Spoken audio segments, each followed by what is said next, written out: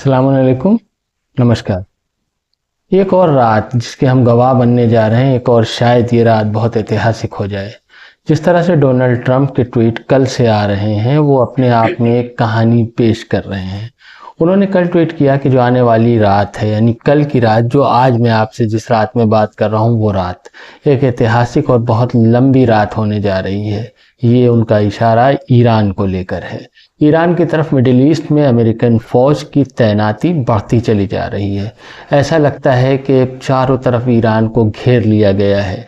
एक इसका जो विश्लेषक हैं और जो युद्ध नीति को जानने और समझने वाले लोग हैं, उनका कहना है कि ईरान पर भरपूर प्रेशर बनाया जा चुका है।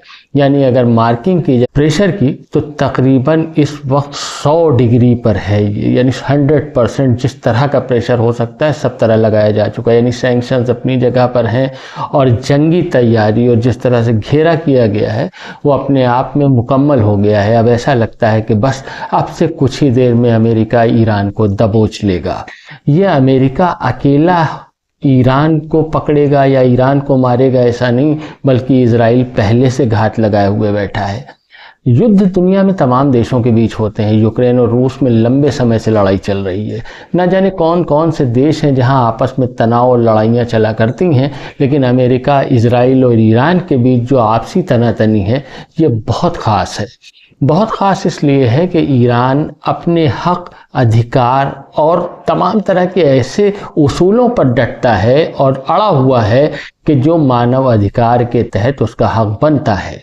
बहुत सारे देश हैं दुनिया में, कहीं ज़मीन के लिए लड़ाई हो रही है, कहीं किसी नेता और लीडर की तनातनी और उसके वर्चस्व की लड़ाई देखने को मिलती है। लेकिन ईरान की लड़ाई न ज़मीन की लड़ाई है, न किसी वैश्विक वर्चस्व की लड़ाई है, बल्कि ये लड़ाई है कि हमें उस बात का हक हासिल है जो आपको हासिल है।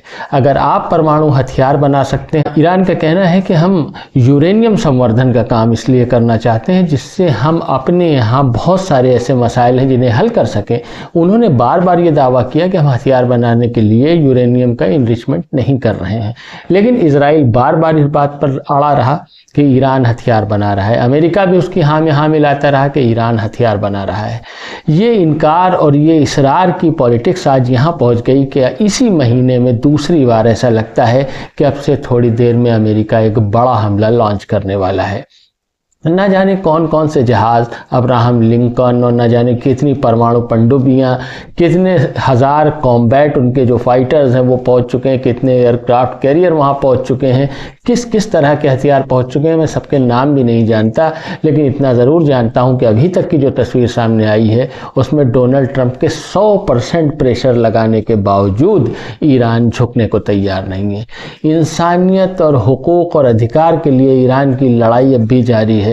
ताकत में कौन जीतता है, मारता कौन है, मरता कौन है, ये अलग विषय है, लेकिन अपने हक अधिकार के लिए आखिर तक लड़ने का जज्बा दिखाने वाला ईरान और उसके नेता सैयद अली खामेनेई के प्रति दुनिया भर में हमदर्दी, मोहब्बत और प्यार देखा जा रहा है।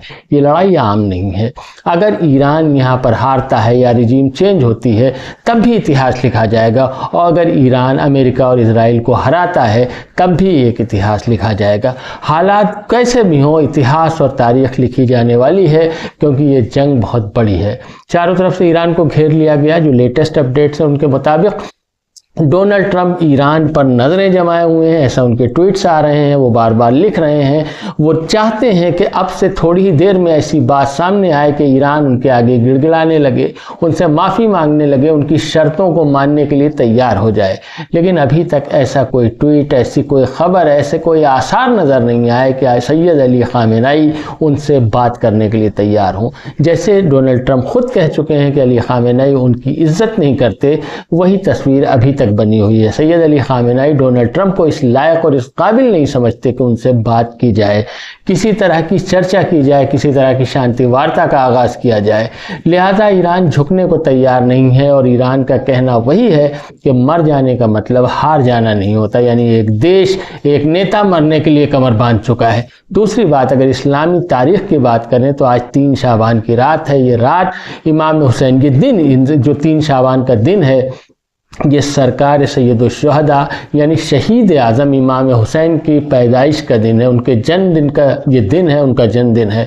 तो ये तारीख़ इतनी अहम है कि करबला की क़ुरबानी जो इमाम हुसैन ने पेश की वो आइडियल है, वो सामने है, वो मद्देनज़र है ईरान के, ऐसा उनका दावा है, ऐसा वो जाहिर भी करते रहते हैं कि हमें मर जाना अच्छा लगता है, जालिम के आगे झुक जाने को हम तैयार नहीं।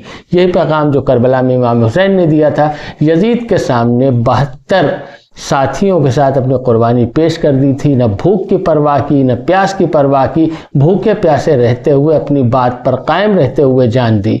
ईरान क्या 3 शाबान के दिन वही तारीख़ दोहराने जा रहा है? क्या करबला एक बार फिर सज गई है?